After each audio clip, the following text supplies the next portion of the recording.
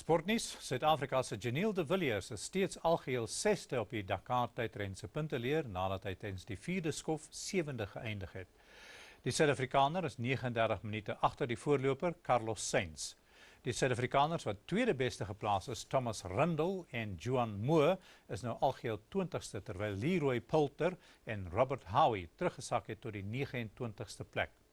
In die motorfietsafdeling is Suid-Afrika se Rian van Niekerk steeds algeheel 22ste, al het hy 69ste geëindig in die 4de skof.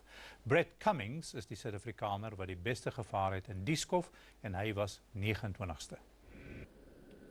Carlos Sainz het in die eerste plek ingeskuif tydens die Dakar-tydren se 4de skof tussen San Juan en Chilecito in Argentinië.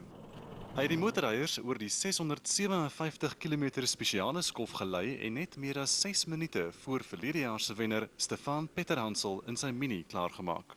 Nasser Al-Attiyah was derde. Sainz is nou 2 minute voor Nani Roma, die vorige voorloper. Al-Attiyah is algeheel derde, nog 'n verdere 5 minute agter. Die motorfietsryers het 'n korter skof van 352 km gery en die Spanje se Juan Pedrero Garcia wat eerste oor die eindstreep gejaag het, met Chile se Francisco Lopez Contardo net 29 sekondes na hom.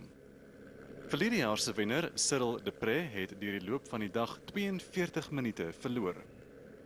Die algehele voorloper is steeds Joan Barreda-Bor wat die skof 6de klaargemaak het met Mark Coma 2de. Die 5de skof word vandag tussen San Juan en Tucumán gery. En nou